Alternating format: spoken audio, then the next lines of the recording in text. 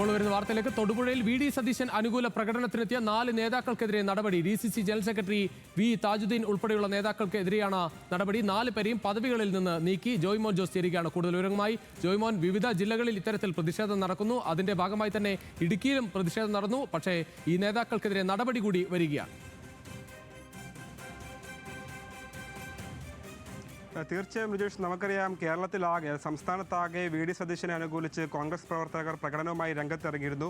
അതിന്റെ തുടർച്ചയെന്നോണം ഇന്നലെ രാത്രി തൊടുപുഴയിൽ മങ്ങാട്ടുകാവലിയിൽ കോൺഗ്രസ് പ്രവർത്തകർ അതായത് ഏകദേശം 100ഓളം കോൺഗ്രസ് പ്രവർത്തകരാണ് പ്രകടനം നടത്തിയത്.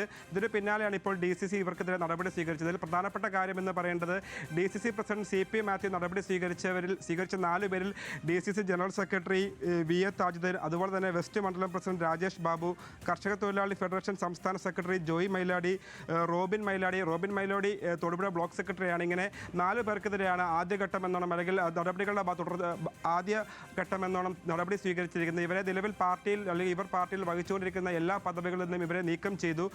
അതായത് ഹൈക്കമാൻഡിന്റെ കർശന നിർദ്ദേശമുണ്ടായിരുന്നു. അതായത് ഈ ഇത്തരത്തിൽ ഈ മുഖ്യമന്ത്രി ചർച്ച അല്ലെങ്കിൽ മുഖ്യമന്ത്രി തർക്കം രൂക്ഷമാകുന്നതിനിടെ പ്രവർത്തകരും അണികളും ഒന്നും പാർട്ടിയെ പ്രതിരോധത്തിലാകുന്ന തരത്തിൽ യാതൊരുവിധ പ്രകടനമോ അല്ലെങ്കിൽ യാതൊരുവിധ പോസ്റ്ററുകളോ അല്ലെങ്കിൽ ഫ്ലെക്സുകളോ ഒന്നും പതിപ്പിക്കരുത് അല്ലെങ്കിൽ സ്ഥാപിക്കരുത്. ഇതിനെല്ലാം വിരുദ്ധമായി പലയിടങ്ങളും നമ്മൾ കണ്ടു. ഈ തൊടുപുഴയിൽ ഉൾപ്പെടെ നിരവധി ഇടങ്ങളിൽ ഇത്തരത്തിൽ പ്രകടനവും അതുപോലെ തന്നെ ഫ്ലെക്സുകളും അതുപോലെ തന്നെ പോസ്റ്ററുകളും ഒക്കെ ഉയരുന്ന സാഹചര്യം ഉണ്ടായിരുന്നു. ഇത്തരത്തിൽ ഇവർ 4 പേർ ഈ പാർട്ടി വിരുദ്ധ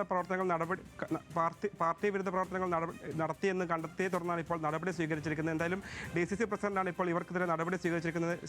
ഇതിൽ 4 പേരാണുള്ളത്. ഇപ്പോൾ നമുക്കറിയാം ഇന്നലെ രാത്രി ഏകദേശം 7:30 തൊടുപുഴയിൽ നിന്ന് ഇത്തരത്തിലൊരു വി.ഡി. സതീശൻ അനുകൂലികൾ ഒരു പ്രകടനം നടത്തിയത്. തൊടുപുഴ മങ്ങാട്ടുകവലിൽ നിന്ന് ആരംഭിച്ച പ്രകടനം ടൗണിലേക്ക് എത്തി. ഏകദേശം 100ഓളം കോൺഗ്രസ് പ്രവർത്തകരാണ് ഇതിൽ പങ്കെടുത്തത്.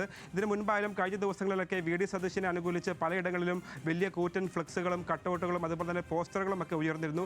ഇത്തരത്തിൽ തുടർച്ചയായി കോൺഗ്രസ് പ്രവർത്തകർ ഇത്തരത്തിൽ ജില്ലയിലാകെ അതായത് പാർട്ടി പറയുന്ന അല്ലെങ്കിൽ പാർട്ടിക്ക് വിരുദ്ധമായി പ്രവർത്തനങ്ങൾ നടത്തുന്നത് കണ്ടെത്തിയിരുന്നു. ഇതിൻ്റെ തുടർച്ചയെന്നോണം അല്ലെങ്കിൽ ഈ നടപടികളിലൊക്കെ വലിയ അതൃപ്തിയുണ്ട് അല്ലെങ്കിൽ വലിയ പൊട്ടിത്തെറികൾ പാർട്ടിക്കുള്ളിൽ തന്നെയുണ്ട്. അതിനെല്ലാം നടപടി ആവശ്യപ്പെട്ട് ഒരു വിഭാഗം രംഗത്തെത്തിയിരുന്നു.